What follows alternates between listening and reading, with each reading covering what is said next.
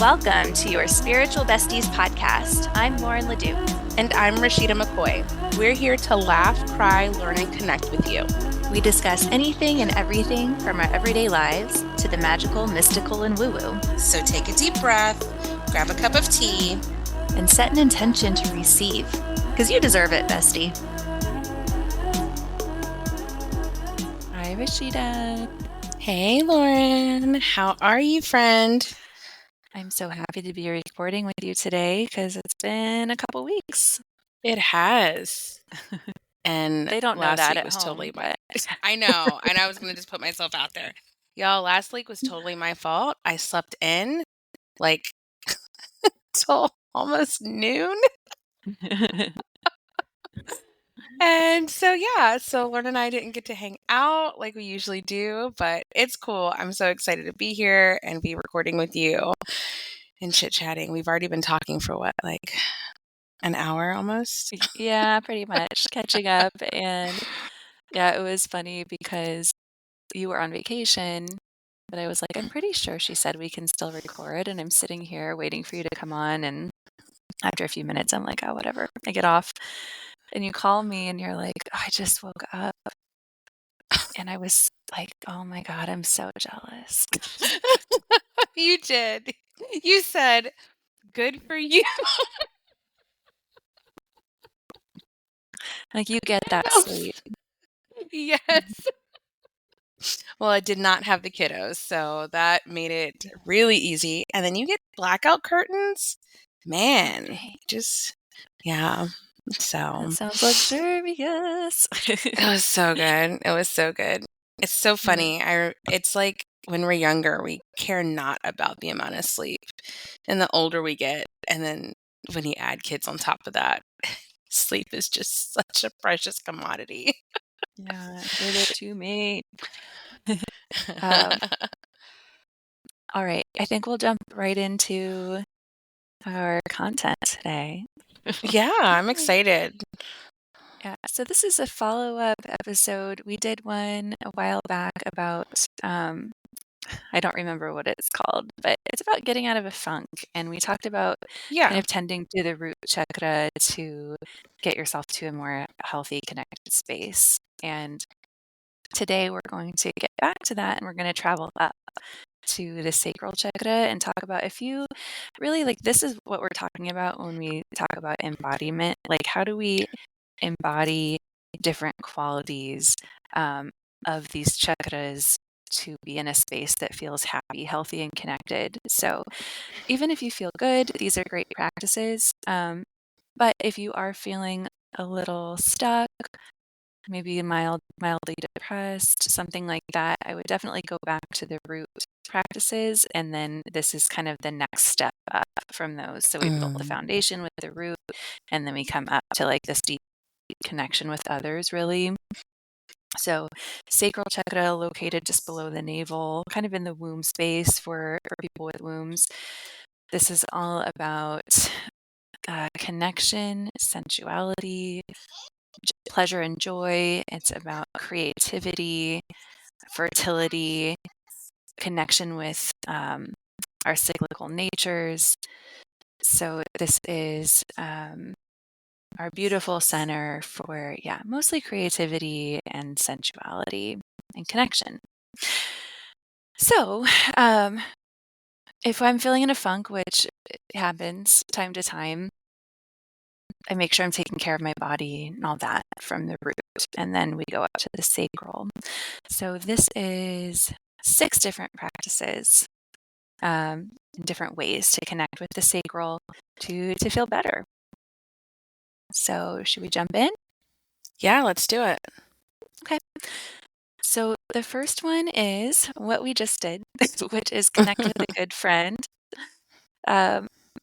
So I know for me, if I'm feeling overwhelmed sometimes or in a funk, I isolate. I self-isolate. I don't do it really that consciously. But I've always been kind of this hyper independent, and I have this independent person, and I kind of like have this I can do it on my own mentality, which has like served me sometimes, but also has not been so great at others, because we need each other. We need help So this one I put number one just because connecting with a friend can really like shift your energy fast. And when I say a friend, I definitely mean the kind of friend who has your best interest at heart, who will like accept wherever you're at, and um, who just gets you. You know what I mean? Yeah. I totally feel that. Being very mindful of the friend that you choose, and just to, put it out there, I feel like we all have that one friend that no matter what, it kind of is about them, and Hmm. that's okay, and we love them for it. But you are absolutely correct when it comes to, especially when you're feeling that need to like fill that tank up a little bit, is having that friend that one, can listen and hear that they're not going to try to fix anything. Hmm. Because sometimes just having the ability just to let go of someone you trust and care about really, really helps. So I really feel this. Like even after our little chat this morning, like I feel so much better. Yeah. And you're right. I have a tendency to isolate as well. I didn't realize that that's what I was doing, like in my early 20s. Like I would just like fall off. I didn't Hmm. really feel like wanting to talk to anybody. And part of it was like denial and, like not really wanting to like see the bigger picture. But I do see that where this can be really, really nourishing. Um, you know, for this particular chakra center, but also like for your soul too. Like that connection is everything. It lets you remember you're not alone. Yeah. Yeah. I want to add something to this too, because you're talking about early 20s. Like in my early 20s and probably all through my 20s, connecting with a friend was like one of the easiest things in the world because like maybe I worked with my friends and then we would just like naturally go out afterward, or I don't Hmm. know, there was just always a reason to like be near them. And now as adults and as parents with like, you know, so much going on in our lives, like you have to get a date on the calendar. That's Yeah. just that's imperative. Um, so I have like two really great friends and their husbands, and this summer it's been a little harder, but typically we have a date on the calendar once a month where we all get together, and like before that get together ends, we put the next date on the calendar just so it's always there and it doesn't just like pass us by. Yeah, so whether it's putting a date on the calendar to like get together or to chat, or even if it's a quick text, basically just getting out of your own like energy can make such a difference and can like start that momentum toward feeling connected to someone that you care about. So that's number one. Should we go to number two? Yeah, let's do it. Okay. Number two is connect with sensuality and pleasure. So we've talked a little bit about this in different episodes, especially when we've been doing readings. I know this is something Hmm. you are able to encourage, inhaling the sacral. So when I say this, like, can it mean sex or self pleasure? Absolutely. It can mean that, but it also means like being present to your senses and deriving pleasure from whatever's around you. So it might mean really tasting your food. Like, how many times, especially when you're in a funk, do you just like make whatever and eat it? And it's, yeah, Yeah, you you feel don't like even done. remember what it tastes like. Yeah, exactly. Yeah. So, like, for instance, my heirloom tomatoes have been coming up lately and they're like ripening one at a time. And I've been like eating one every day and just trying to like really Mm. be present with it because I put a lot of hard work into those. They're also like one of my favorite foods. So instead of just like wolfing it down while watching TV or something like that, I want to like slow down and taste it and enjoy it. Um, Also like listening to music, right? Like instead of just having it in the background, it's like, okay, I'm going to pause and actually listen to this song and enjoy it and feel it. Um, and if it does come to sex or sexuality in some way, it's like same thing. Are you rushing through it? Are you just kind of going through your routine, or are you like actually feeling what's happening and deriving pleasure from it, beyond just getting off. Yeah. I I think that is always the big one for me is especially when it comes to like sex or even self-pleasure. Sometimes we get in a space where we're just like, all right, this needs to get done. We just have like it just needs to get done. And that's okay too. But if you're always in that space, okay, I'm just gonna say this, you do get off, but you almost lose sight of what you're building up to, if that makes sense. And really like having those feelings within your body. Same thing with your self-pleasure practices. But also too, like back to your point of what you were saying, I feel like this particular, like the sensuality and pleasure piece of the sacral chakra is really like how we drop into our body. It's really the embodiment of what we enjoy. And you can go back to it using like the five senses. That's what I like to do personally is, find something that just feels good when you touch it. What is something pleasant that you really like to see? And why is it? Why does that make you feel good? What does it evoke inside of you? A sound, what music or what sounds or, do you go to a certain park or a certain place that, just really brings you and makes you feel so good? You know what I mean? Like just all of the different senses, I think is a really way for us to ground into that. I know typically when we think of the grounding, it's the root chakra, but also with the sacral, I believe, if we use these senses and really like, it almost boils down to like really just being present within our bodies. Exactly. You know what I mean? Mm-hmm. In any of this is just like having the awareness of presence to really allow these things to evoke that pleasure within inside of you. I'll add, like, it's totally fine to just start really small for this too. I know that a lot of people are kind of divorced from their bodies because of trauma, and it just feels like safer to be a little less connected. So you don't have to go for like tantric sex or something like that to start off. Like it can just be like, I'm going to taste my food, or I'm going to stand on the earth and really like feel the different parts of my foot on the earth. Like it doesn't have to be this big thing. It's okay to start small and to like develop that sense of safety and trust in your body. Yeah, I totally agree with you, Lauren. And I don't think that it will have the same effect if you don't start small. Like if you're bypassing what you're feeling within your body and then you want to jump into, oh, maybe this is going to help me or fix me, this course or this tantra, whatever. It's you haven't gone back to the root yet. And I think Yeah, that's where if you start at the root, some of these things will come up to kind of help as well. I agree. You know, I've had a tangent for just a second.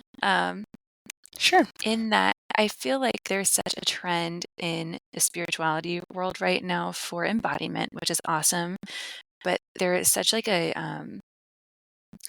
emphasis on sexuality and sensuality, um, which I think can be a really positive thing. But I also think like a lot of people come to spirituality because they're feeling hurt or broken, or they are in need of healing in some way or another. And I think sometimes this like fixation on sexuality, maybe on like the sexual aspects of tantra, on pleasure, almost like bypasses in a way Mm-hmm. the Agreed. like smaller, more effective practices that someone might need to actually feel safe to be embodied. And they might be like throwing themselves into extra sexual situations without actually like feeling ready for it, whether they know it or not. Or where it doesn't feel so safe. And then I think people get like really taken advantage of a lot of times in those situations too, because they're not in a space of like autonomy and self trust. Does that make sense? Oh, that makes perfect sense. We were talking a little while ago, like this is just like a vague memory. I'm like trying to pull the Mhm. pieces back, but you were telling me about someone and all the things that had happened within like a certain retreat or whatever. I believe, this was a conversation between you and I. And I was just baffled by a lot of the things that can happen within the retreat spaces of people wanting to have these healings. But, in my mind, I'm always like, how does someone allow this to happen? How does someone allow this to happen? And I think what you said, Lauren, is exactly how these things happen, how not all the time, but how a lot of these people are taken advantage of because we are not starting small. We are not starting with a safe and actually feeling ourselves in our body. One, we're looking and we're giving up our autonomy a little bit because for some odd reason, sometimes we look to other people to heal what we can heal ourselves. Now, do we need guidance? Absolutely. Do we need sometimes a coach or whatever? Yes. But, if someone is suggesting that you go straight into like a sexual aspect and you have a little unhealed trauma, like know that they don't know where you are and where you're coming from, and you have to feel that like you said, Lauren, like that sense of safety. I know for me, like I've had things happen. I didn't even know that there was this whole side to like sexuality within the spirituality space because that was just not my cup of tea. And I know how I feel within my body. I could not put myself in that type of situation yet because I would not feel safe at all. Um, but someone might think that that's the only path to make them feel whole. So, I think it's real. I do believe people mean well. People start off meaning very well and wanting to heal and help. Um, but I do think sometimes like teachers and guides, they might lose track. And they think they might be helping you or needing to push you. But I think your body and who you are and yourself, and you have to like start with the small baby steps to lead to something like big like that. Does that make sense? Oh, I think it makes a lot of sense. Yeah, I think it's like a cult-like mentality to jump into like a highly sexualized coaching container or spiritual community where they're using that for like quote unquote healing.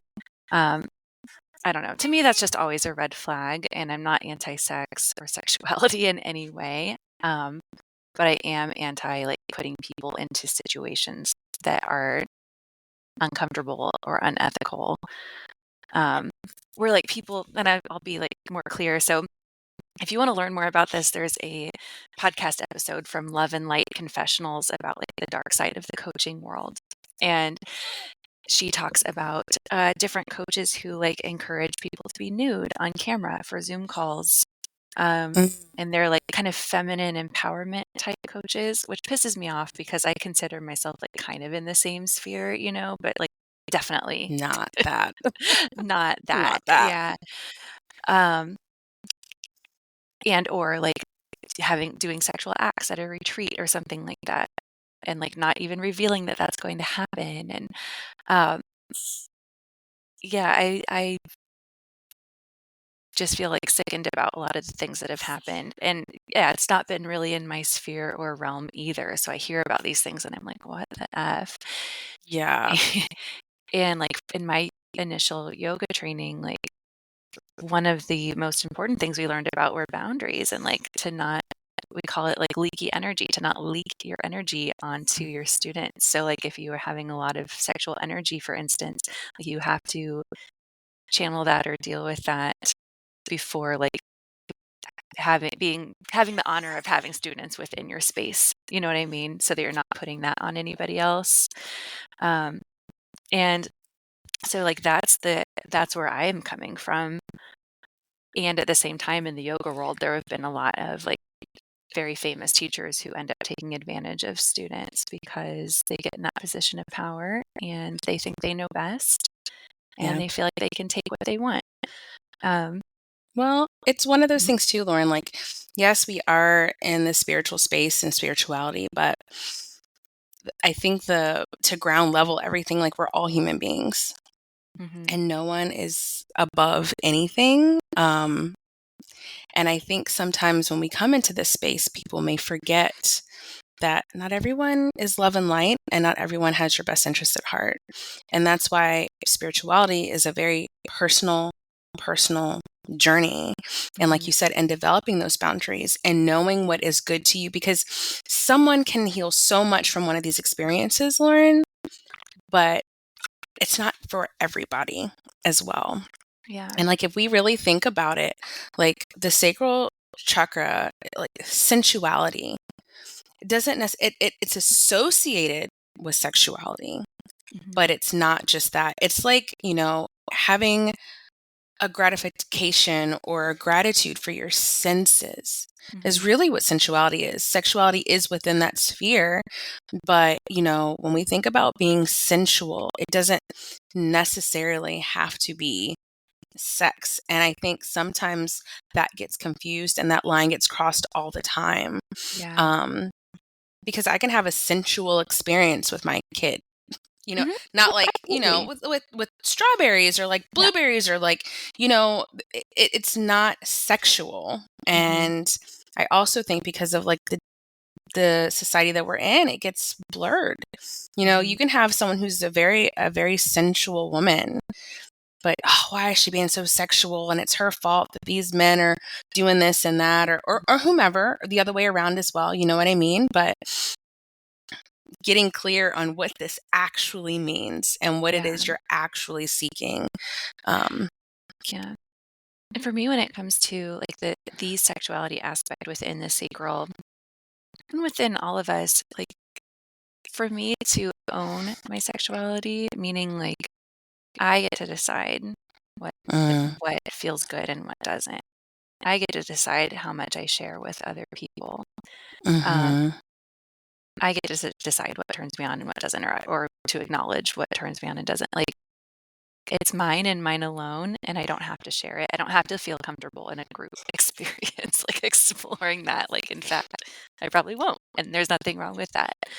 And like, while we all own our own sexuality, we also have to be conscious of others. Like, I'm not going to leak my sexuality onto others in a way that is unwelcome or non-consensual.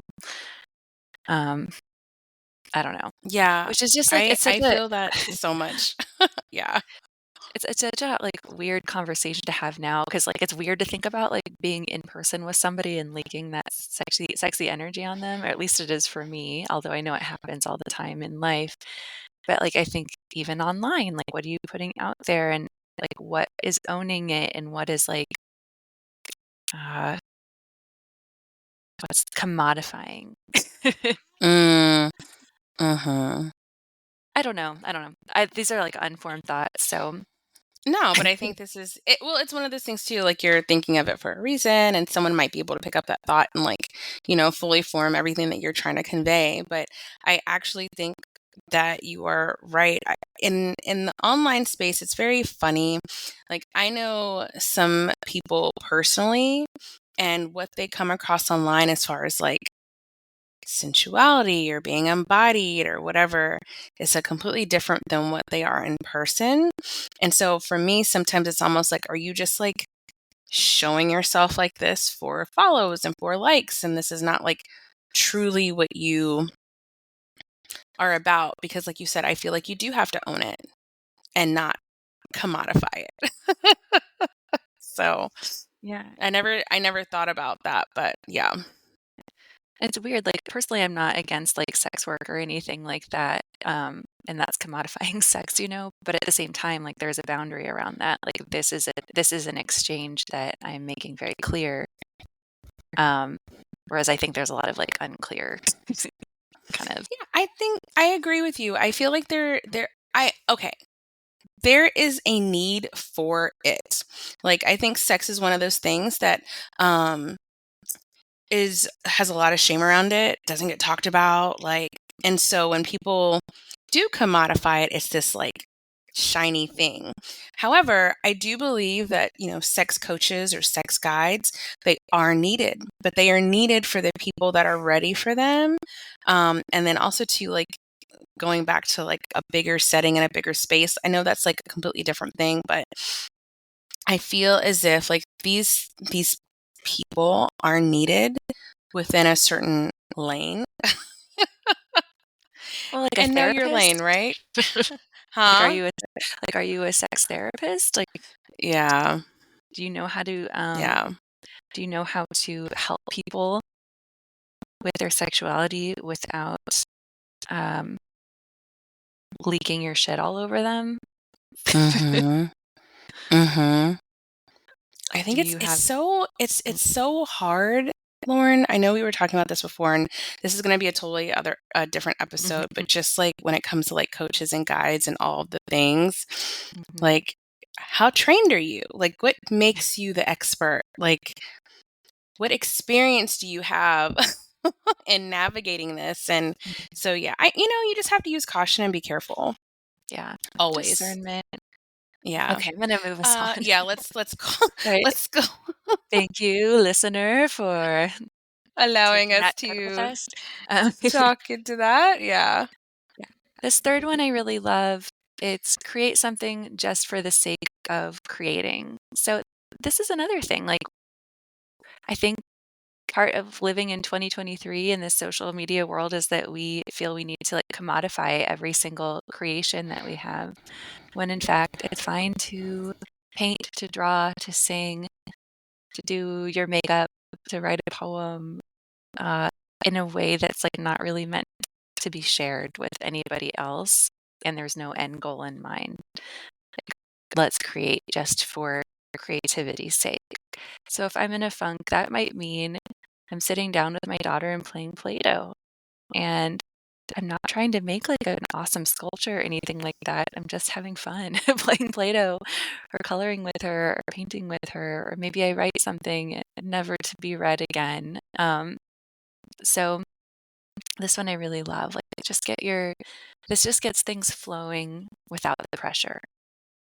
Yeah. And it reminds me, I made a post inside my other online community that I'm a part of. And it was really about, I had just finished a two book series. And I was just remembering, like, oh my gosh, like crying with my characters, feeling for them, all the things, right? Like I was listening to it on Audible. So I was Mhm. crying for like 20 minutes straight as I'm like going to get the kids. And I just remembered, like, this feels so good. I think sometimes when we get into this space, we have our spiritual awakenings and we want to know all the things and really get into personal development and we're just really trying to grow, grow, grow, grow, grow, grow, grow. Sometimes we lose sight of like what does our soul really like? What do we really like? And for me, it's falling into an epic and getting to know these characters and these mythical worlds and learning, a different type of, magic that someone's bringing forth or, just learning someone else's world that they've created within their own minds. And when I was looking back at my Audible, I was like not feeling any of the books that I had downloaded and I'd had. I'm like, no, no, no. And it was kind of depressing almost. It was like, "Ugh, this doesn't feel good to me." And so that's when I, went on the hunt for another, and I was going to read another book that I'd read multiple times. And I'm like, you know what? You need something new. You need something fresh. And something like that as well brings you pleasure. And, in a way, it allows you to get a little creative as well, I think, because it just refreshes your spirit. You're not just learning and intaking, and it's not just factual, unless that's your thing. It's not mine, but I love the sci-fi. I love the science. I love, all of these different worlds. And when we lose sight of that part of ourselves, it can really have a negative effect on that pleasure center as well. So I think that goes hand in hand, Lauren, with the creativity. And yeah, like not doing things just to put on a show. Like when I was in the personal development space and like really doing my workouts and all the things, I got to the point where I was like putting it in my stories every day. And it got to the point like it felt like a headache and I wasn't doing it for me anymore. And that's when I realized, okay, let's chill out. Like, we don't need to do this every single time. Let this space be for you. Let this workout be for you. Let you feel good about this and not trying to put it out to someone else as well. So, yeah, I think sometimes we can lose sight of that in this world that we live in because it is about social media. It is about putting something out. It is about making money. And I think social media has a really good way of making us feel like we have to do that. But, we don't, not really. Yeah, I love that you added that aspect of like, it's not only about creating, it's about like taking in art and literature and things that are just pleasure for pleasure's sake. And I'm the same way. Like, I'll be honest, I don't even really like reading self-development books that much.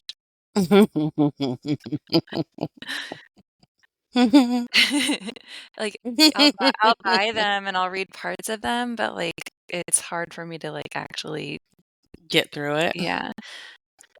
And it just depends too. Like for me, like Rebecca Campbell's books, for instance, are like they're self-development in a way, but they're more spiritual and mysterious, and they sound like poetry to me. So like I can listen to that or read that.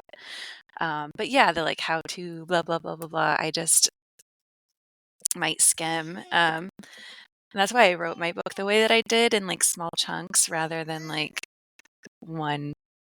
I don't know. It's just different than a regular like self-development book, and I don't even know if I would call it that necessarily. But I'm like, I okay, mean, we I can read. guess technically, if you had to categorize it, it would be, but Yeah, it doesn't feel that way.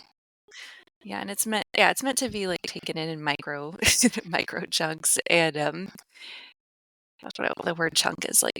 Sounds weird to me right now. Anyway, like chunk. You know when you say a word and like just All of a sudden, sorry. it just sounds like weird. You're like, am I Yeah, saying this word right? chunk, Yeah. chunk. Can I spell this word right? Yeah. Have you had that happen? Yeah, Okay, I tangent. would much Sorry. rather like I would much rather read or listen to something like entertaining than, yeah, how to be spiritual 101. Yeah, and it's one of those things like there are some books that are amazing and they are in the spirituality space. I remember I was looking for a spirituality book that was like nonfiction and all the things, and I found an author. I'm not even going to say the name. I was listening to the audiobook because I'm in the car most of the time. That's when I can listen the most. And the narration was horrible and the story was slow.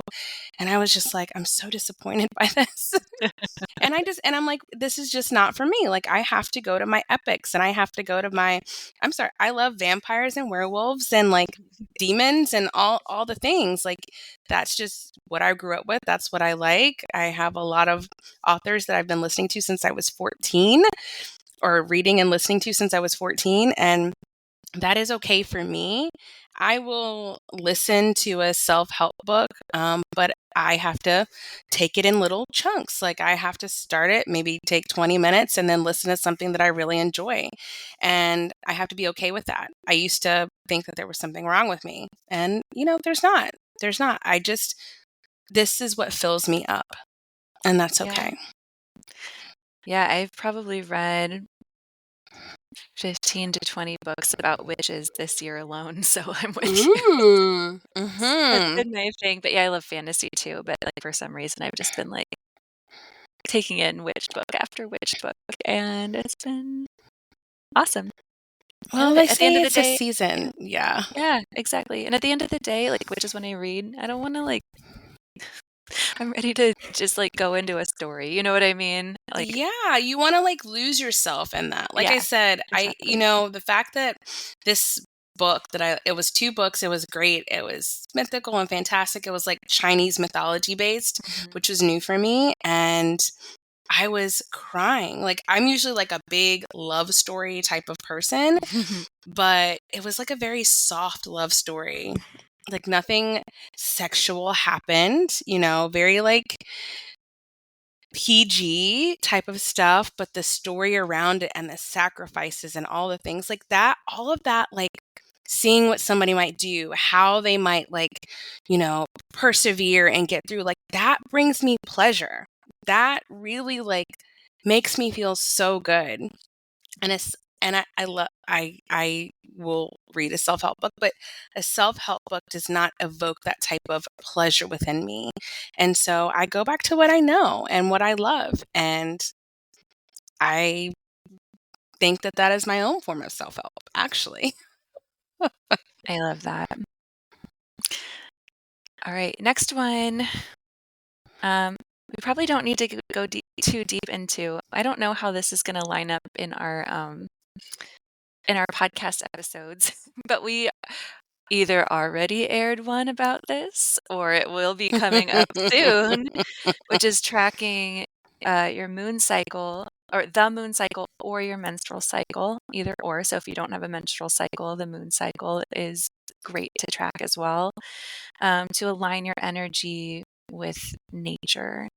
So this is like really getting to know the different phases of the moon or your body and then leaning into that. And I really, really love the Stardust app for this.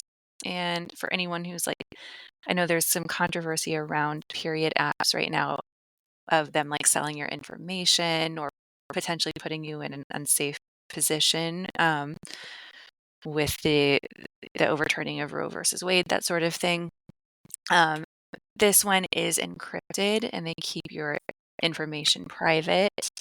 And it's just so much fun. Do you use Stardust? We've talked about Yeah. it before. Okay, cool. It is, yeah, it's so good. It I tells you love like little what notifications it sends me. I do too. It's like, you probably feel like punching someone in the face today. And I'm like, huh, I do, Stardust. I do. You're right. No, I'm just kidding. I don't really feel like punching people in the face.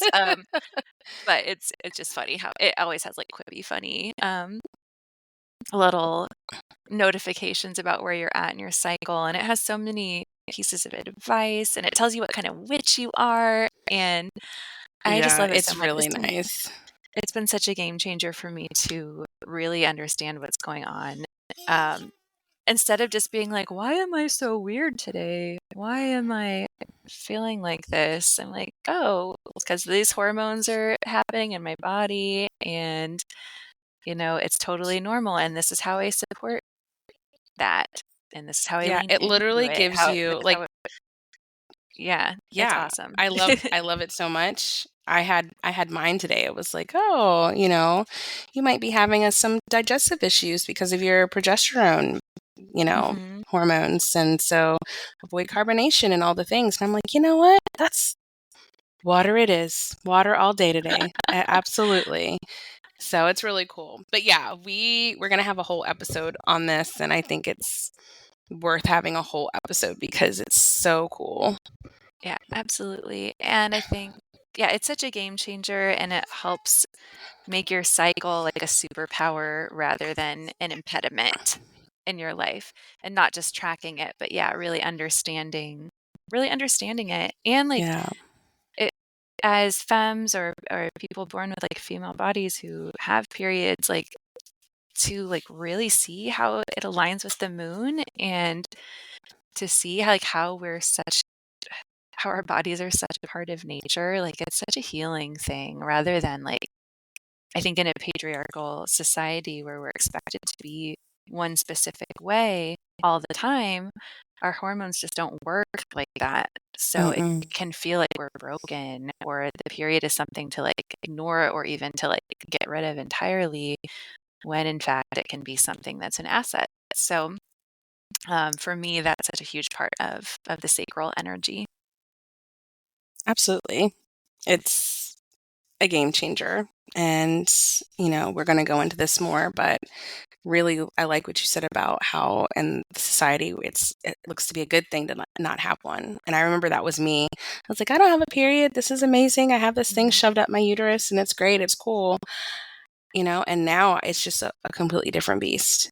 You're Yeah. more in touch with yourself. You're more I don't know, you're just more knowing and understanding this part of you. So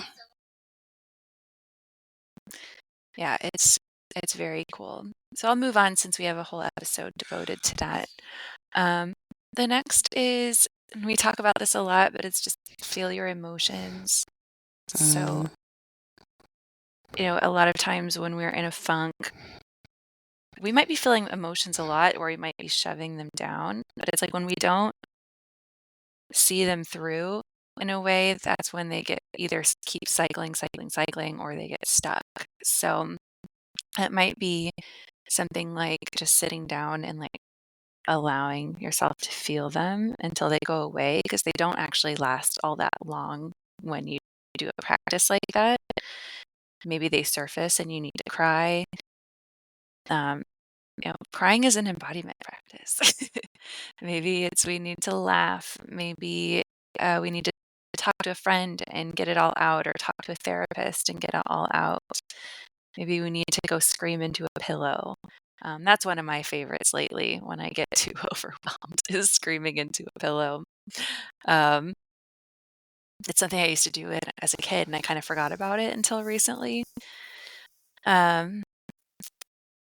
Yeah, so just allowing them to be acknowledged and felt, because the emotions are such a big part of this chakra.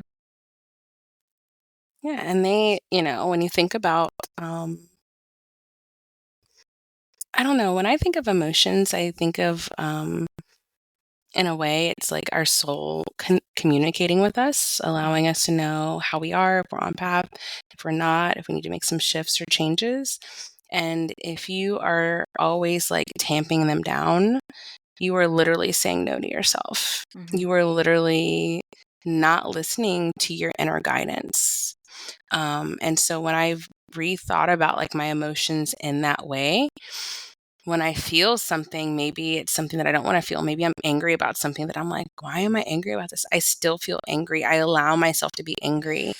And then I get to look at it and examine it for what it's trying to tell me, So I think that's one of me personally, I feel that's one of my connections with my soul, and my soul allowing me to like guide my body and telling me if I'm, you know, if I need to shift or change or go off track, or I'm exactly where I need to be. It's just, however you feel like your emotions are meant to serve you, they are meant to serve you. And if you are not allowing them to come forth and come through, you are just doing yourself a disservice.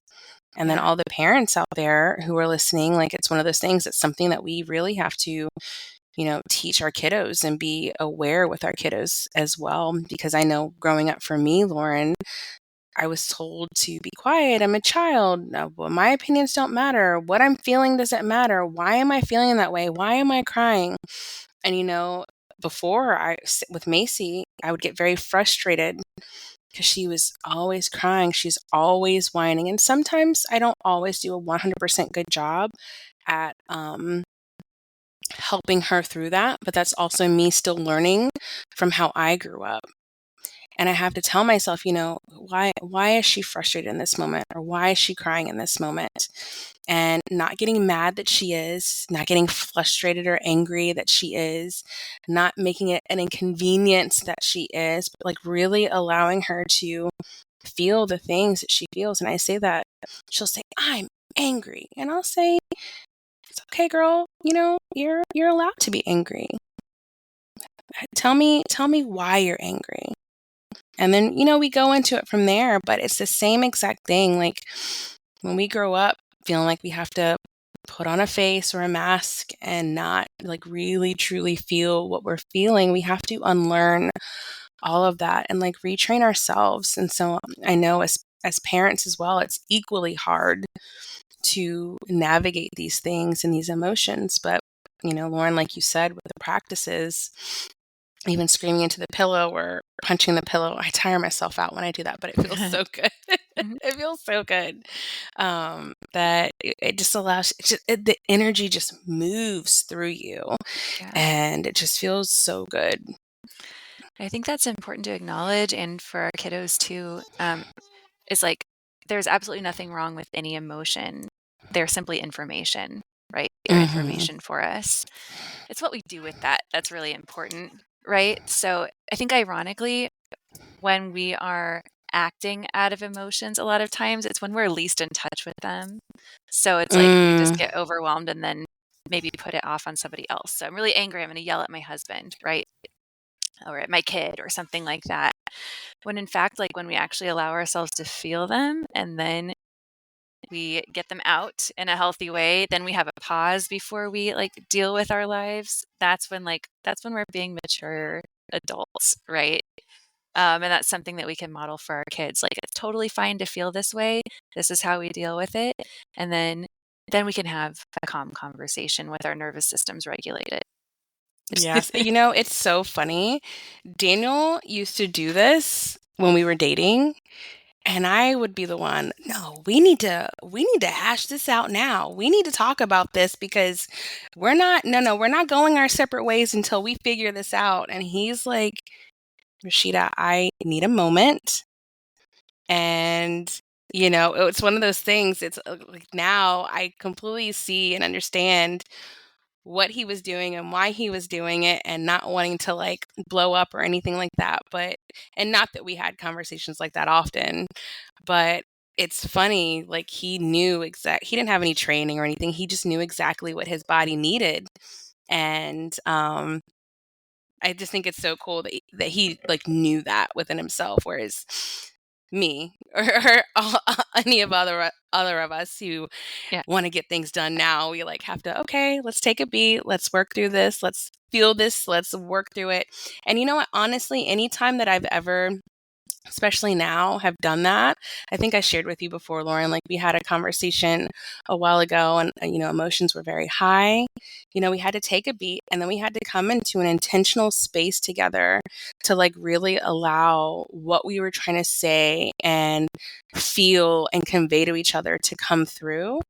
And that's why I also feel like intentionality is like one of the best things you can do in a relationship, any relationship with your kids or your partner. But in order to be intentional, you have to come from a space of groundedness as well. So allowing those emotions to come through, to come to that space. I love it. All right, last one, number 6. This is a fun one. Is shake your booty. Yeah. Gemma just started shaking her booty. Shake your booty, shake your booty. Or She we just say started shake your shaking her diaper. booty. Yeah. She likes to look at it and then like give it a little shake. It'll Um, shake. Macy but does this that, is and we have a mirror. and I love this one. It's just about like freeing up the energy in this space. So it might be like hip circles or something like that, or it might be like twerking or just shaking your butt. But it's freeing your hips, letting your pelvis move, and relaxing the pelvic floor. So a lot of times, like we talk about Kegels and strengthening the pelvic floor, but we got to let that thing relax too. And that's a sign of a relaxed Yeah. nervous system. Um, so just letting it breathe. It's supposed to be like a nice little flexible trampoline, and the shaking really helps with that. Um, that helps like free up that fun, like feminine energy. And dancing just feels good too. Yeah. And I'll say too, when you start like really working with your hips and like really feeling that space, it might feel off at first if you're not used to moving it in that way or twerking or anything like that. I would encourage anyone listening like to stick with it, and like because you're so, or even like I did a qigong practice a little while ago, and you're talking about shaking, but she had us like just drop our heels down. We would come up on our tiptoes and drop our heels, and just feeling like the bounce, even though it was in my whole body, I was really like focused in on my sacral area. It felt so good. So absolutely, twerk sessions. Put a little Cardi B on or Nicki Minaj or whatever you like, and get that Yeah. peach poppin'.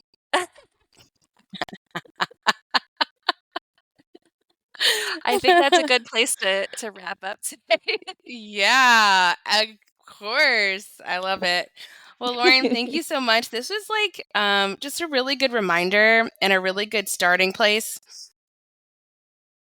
for us to, figure out, we've tackled our root. What is another area when we feel like we're in this funk, and having this to go back through and just like kind of just touch base in each of these areas can really help, free up some of that maybe stagnant or blocked space, and just check in and see exactly what we're needing. Yeah, for sure. Thank you so much for all the beautiful things that you had to add, especially go out there and pop your peach. That really touched me today. Well, you are so welcome. I love you so much, and I know we will chat soon. Yes. Bye, besties. Bye. Thank you so much for joining us for this incredible episode. If you loved it, don't forget to subscribe, leave a review, and tell all your besties about us. You can also connect with us on Instagram at Your Spiritual Besties Podcast, and be sure to say hello and share your thoughts about the episode. Love you, bestie. Talk soon.